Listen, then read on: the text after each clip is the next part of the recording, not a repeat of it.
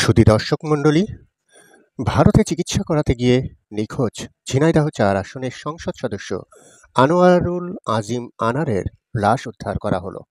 সকালে উঠে নিউজটা চোখে পড়ল। বুধবার ২২শে মে অর্থাৎ আজ কলকাতার নিউটাউন থেকে তার লাশ উদ্ধার করা হয় বলে স্থানীয় পুলিশ নিশ্চিত করেছে।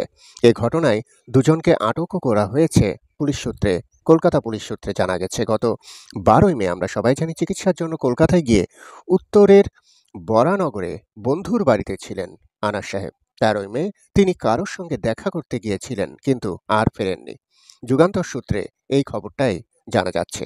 পুলিশের বরাত দিয়ে ভারতীয় গণমাধ্যম কলকাতা ২৪ জানিয়েছে, আনারের শেষ মোবাইল লোকেশন মিলেছিল বিহারে। গত ১৪ই মে থেকে তার ফোন বন্ধ হয়ে যায়। গত ৮ দিন ধরে নিখোঁজ থাকলেও তার ফোন থেকে পরিবারের সদস্যদের সঙ্গে মেসেজ পাঠানো হয় যে তিনি নয়াদিল্লি চলে গেছেন। প্রতিবেদনে আরও বলা হয়েছে, ১৩ই মে নিউটাউনের একটি বাড়িতে যান এমপি আনার। সেই বাড়িতেই খুন করা হয় তাকে। মোহাম্মদ আনোয়ারুল আজিম আনারের জন্ম ৩ জানুয়ারি ১৯৬৮ সালে। পেশায় ব্যবসায়ী আনার বাংলাদেশ আওয়ামী লীগ কালীগঞ্জ উপজেলা শাখার সাধারণ সম্পাদক।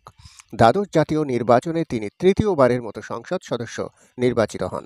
ঝিনাইদহ ৪ আসন থেকে ৩ বার নির্বাচিত সংসদ আনোয়ারুল আজিম আনার একজন ক্রীড়া সংগঠক এবং একসময় জনপ্রিয় ফুটবল খেলোয়াড়।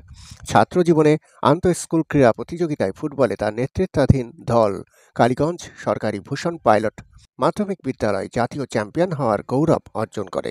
ছাত্রজীবন থেকে তিনি বঙ্গবন্ধু শেখ মুজিবুর রহমানের আদর্শ নিয়ে রাজনীতিতে পা রাখেন। স্থানীয় পৌর নির্বাচন কাউন্সিলর নির্বাচন দিয়ে ভোটের রাজনীতি শুরু করেন তিনি। এর আগে বিশাল ভোটের ব্যবধানে উপজেলা পরিষদ নির্বাচনে জয়ী হয়ে দায়িত্ব পালন করেন।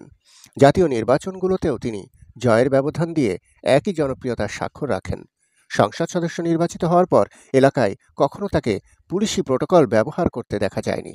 তিনি নিজেই মোটরসাইকেল চালিয়ে দিন অথবা রাতে যখন প্রয়োজন তখনই নির্বাচনী এলাকার প্রত্যন্ত অঞ্চলে যে কোনো গ্রামে পৌঁছে যেতেন। সুধী দর্শক মণ্ডলী, ঝিনাইদহ ৪ আসনের সংসদ সদস্য আনার সাহেবের এই অকাল মৃত্যুতে অবশ্যই আশা করি খুব দ্রুত তার খুনিদের বিচার বা ধরতে সক্ষম হবেন বাংলাদেশ এবং কলকাতা পুলিশ সম্মিলিতভাবে। কারণ এই ধরনের হত্যাকাণ্ডকে কখনোই প্রশ্রয় দেওয়া বা মেনে নেওয়া ঠিক নয়, বা মানাটা অসম্ভব।